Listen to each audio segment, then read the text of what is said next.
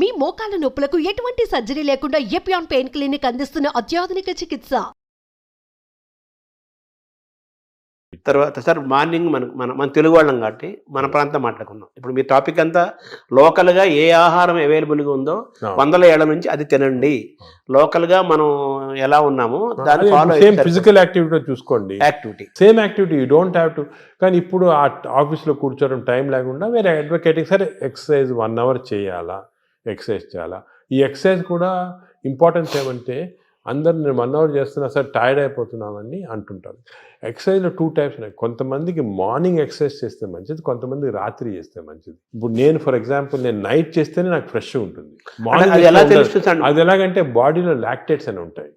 Lactate measurement చేసి మనం కనుక్కోవచ్చు. లాక్టేట్స్ ఎక్కువ అయిపోయాయి అనుకోండి, అప్పుడు నైట్ చేస్తే బెటర్.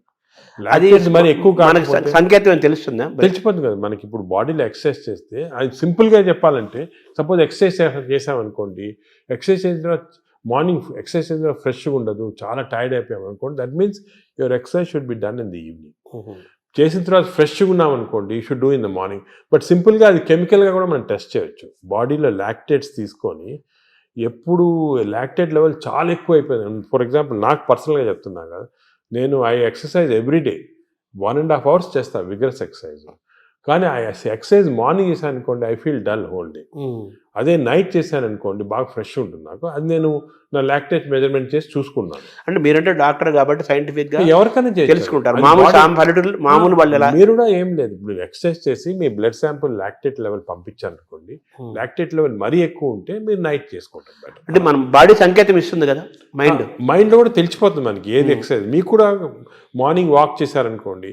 కానీ ఇంకోటి ఏమంటే ఎక్సర్సైజ్లో ఏదో లీజర్లీ ఫ్రెండ్స్ మాట్లాడుకుంటా, కాఫీ తాక్కుంటా, ఏదో స్మోక్ చేసుకుంటా వాకింగ్ అది విగ్రెస్గా మినిమం పర్ అవర్ 6 kilometers నడవాలి. Minimum 6 is minimum.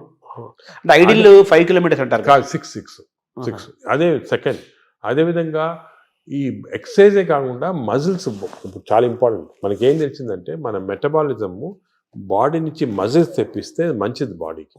సో చిన్న చిన్న మజిల్ ఎక్సర్సైజెస్, హ్యాండ్ ఎక్సర్సైజెస్, ఈ కోర్ ఎక్సర్సైజ్ అంటాం, అంటే బాడీలో ఉన్న అబ్డామన్ మజిల్స్ కోర్, ఈ కోర్ ఎక్సర్సైజ్ ఇవన్నీ చేసి మన బాడీలో muscle strength plus aerobics. Aerobic strength అంటే అలాగా వీ కెన్ డూ ఈ వాకింగు, సైక్లింగు, స్విమ్మింగ్, ఇవన్నీ ఏరోబిక్ ఎక్సర్సైజ్. ఈ 2 ఈక్వల్ కాంపనెంట్ చేయాలి. మామూలు చాలామంది ఉట్టి వాక్ చేసి వదిలేస్తారు, అది లీజర్లీ వాక్. రోజు పొద్దున ఒక 2-3 kilometers ఫ్రెండ్స్ వచ్చి బాగా బ్రేక్ఫాస్ట్ తిని హ్యాపీ కరెక్ట్ కాదు, తెలియదు అది. So we have to do the correct type of exercise. Morning ఎక్సర్సైజా, ఈవినింగ్ ఎక్సర్సైజా, ఎంత ఎక్సర్సైజ్ చేయాలా, ఏ బాడీకి ఎక్సర్సైజ్ చేయాలా, abdomen and central abdomen exercise, hands muscle, ఇవన్నీ కూడా కరెక్ట్గా అడ్వైస్ తీసుకొని చేయటం బెటర్. అంటే మామూలుగా కార్బోహైడ్రేట్స్, ప్రోటీను, మీటు ఇలా పర్ఫెక్ట్ సంపూర్ణమైన ఆహారం ఎలా ఇంపార్టెంటో మన ఎక్సర్సైజ్ ఫార్మేట్ ఎక్సర్సైజ్ ఎప్పుడు చేయాలి, ఏ ఎక్సర్సైజ్, అవి కూడా చాలా అది నెగ్లెక్ట్ చేస్తాం. వాకింగ్, ఏరోబిక్స్, ఇవన్నీ ఎక్సర్సైజ్ కాంబినేషన్ చేయాలి. ఇప్పుడు థర్డ్ కాంపోనెంట్ గట్ హెల్త్కి స్లీప్. స్లీప్ గురించి చాలా మిస్ నామర్స్. అంటే చాలా మంది బిజీ వాళ్ళు, ఇప్పుడు నేను కూడా మొట్టమొదట ఇది కూడా మిస్టేక్స్ చేసేవాళ్ళము. టైం లేదని చెప్పి 4 గంటలు పండుకోవటము అలా చేసి కొంతవరకు ఈ బ్యాక్టీరియా చాలా important. They are very sensitive to sleep. Bacteria కూడా పండుకోవాలి కదా, రెస్ట్ ఇవ్వాలి కదా. మనం సపోజ్ మన బాడీ వర్క్ చేస్తుంది, దాని రెస్ట్ అవి ఇరిటేట్ అయిపోయి గుడ్ బ్యాక్టీరియా పోతాయి బాడీలో. అంటే ఎలాగంటే మన ఆర్గనైజేషన్ ఎంప్లాయీస్ ఉంటారు, మన ఎంప్లాయీస్కి రెస్ట్ ఇవ్వకుండా రాత్రి పగలు పని చేయండి అంటే మంచోళ్ళు వెళ్ళిపోయి చెడ్డోళ్ళు మిగులుతారు, ఫైట్ వచ్చి. అలాగే బ్యాక్టీరియా కూడా సేమ్ ఒక ఫ్యాక్టరీ లాగా లోపల. Look after sleep. నార్మల్గా ఇండివిజువల్గా ఒకరికి 8 hours, కొంతమంది 6 hours, అలా డిఫరెంట్ రేంజ్. 6 to 8 hours అంటాము, 7 hours నార్మల్గా యావరేజ్. మరీ ఎక్కువ స్లీప్ 10 hours చేస్తే కూడా లోపల బద్ధకం వచ్చేస్తుంది, బ్యాక్టీరియా కూడా బద్ధకం వస్తుంది. ఎంత ఇవ్వాలి అంత ఇవ్వాలి, 7 to 8 hours. కానీ మోస్ట్ ఇంపార్టెంట్ ఏమంటే మనం మాడిఫై కూడా చేసుకోవచ్చు ఈ స్లీప్. కొన్ని ఎక్సర్సైజెస్ వల్ల 8 hours అవసరం ఉన్న స్లీప్ 4 hours సేమ్ స్ట్రెంత్ రావచ్చు. అదేమంటే రెమ్ నాన్ రెమ్ స్లీప్ అంటారు. రెమ్ స్లీప్ ఇంపార్టెంట్ మనకి, ర్యాపిడ్ ఐ మూవ్మెంట్ స్లీప్ అంటారు. గాఢ నిద్ర అంటారా? ఆ రెమ్ స్లీప్ అనేది మన నిద్రలో డ్రీమ్స్ వస్తాయి, అవన్నీ రెమ్ స్లీప్.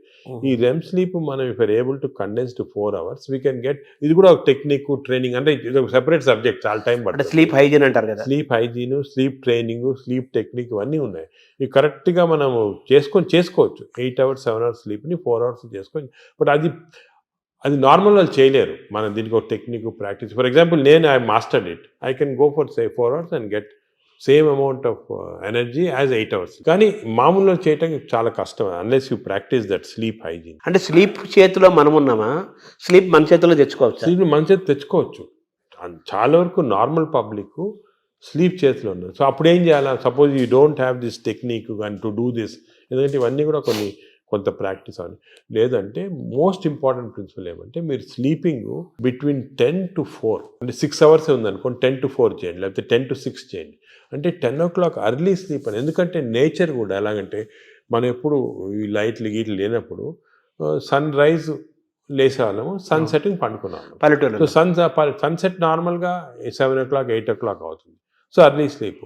సన్ రైజ్ పొద్దున అర్లీ మార్నింగ్ 5 o'clock 6 o'clock.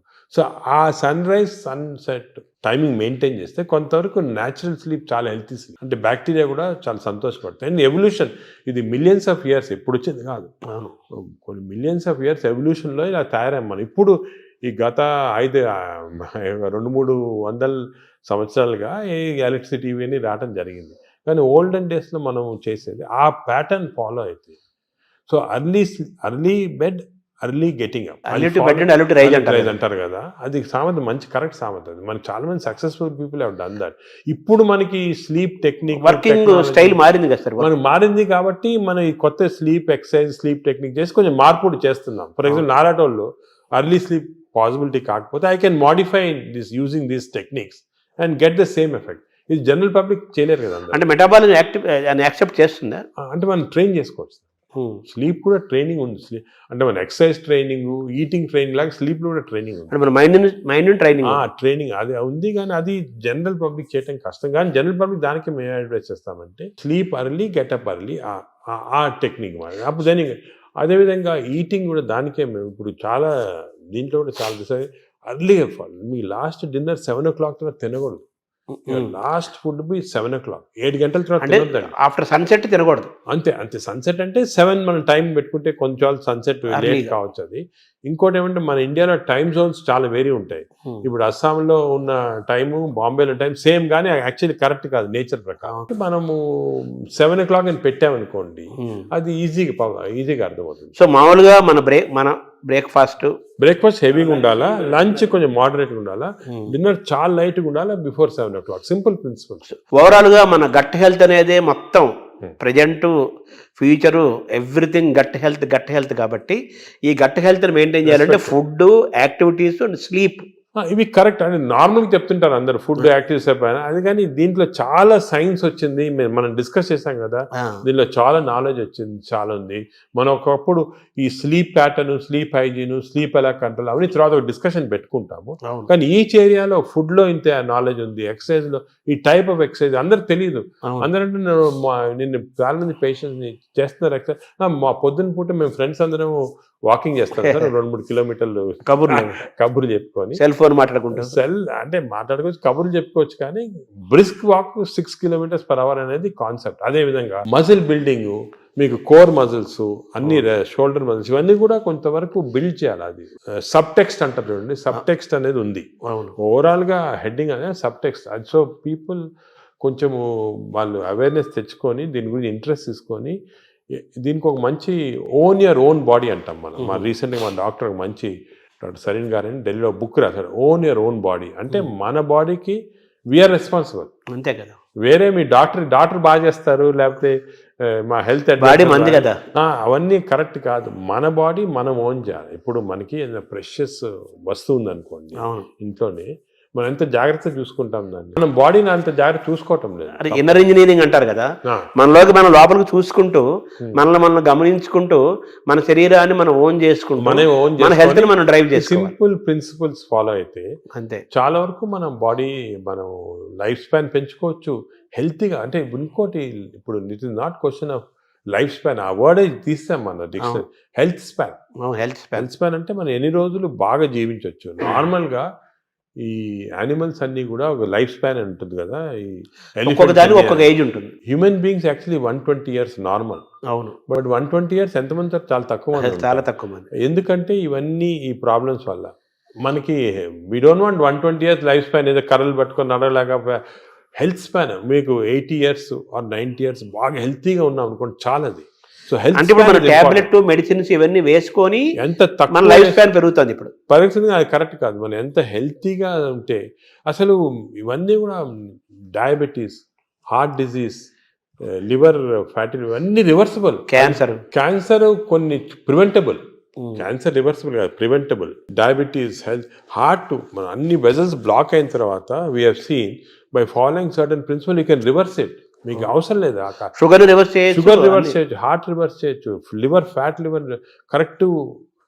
ఈ ప్రిన్సిపల్స్ ఫాలో అయ్యి అంత ఆహారము, యాక్టివిటీ, స్లీప్ అంతా complete it's the digestive system. Sir ఈ క్రమంలో మీరు బ్లూ జోన్ 5 చెప్పారు. ఇప్పుడు బ్లూ జోన్ స్టడీ చేయండి. మీరు అనేది ప్రజలు కూడా బ్లూ జోన్ బుక్స్ తీసుకొని అసలు వాళ్ళు ఎందుకు ఇన్ని రోజులు హెల్తీగా ఉంటున్నారు అని స్టడీ చేస్తే దీంట్లో చాలా నాలెడ్జ్ ఉందండి. అంటే ఇది ఇప్పుడు వచ్చింది కాదు, ఈ బ్లూ జోన్ అనేది 10,000 years గా జరుగుతూ ఉంది. మన భారతదేశాన్ని బ్లూ జోన్ గా మార్చలేదు. మనకి భారతదేశం బ్లూ జోన్ నాదేంటి, నేను చాలా మందికి ఈ పాలిటిక్స్ చెప్తుంటా, why can't we convert at least some part of India into blue zones చేయొచ్చు. మన తెలుగు ప్రాంతాలను చేయొచ్చు. తెలుగు ప్రాంతాలు బ్లూ జోన్ చేయాలి. అంటే ఈ బ్లూ జోన్ అంటే ఒకరిద్దరు పాటించింది కాదు, ఆ పాపులేషన్ అంతా పాటించాలి.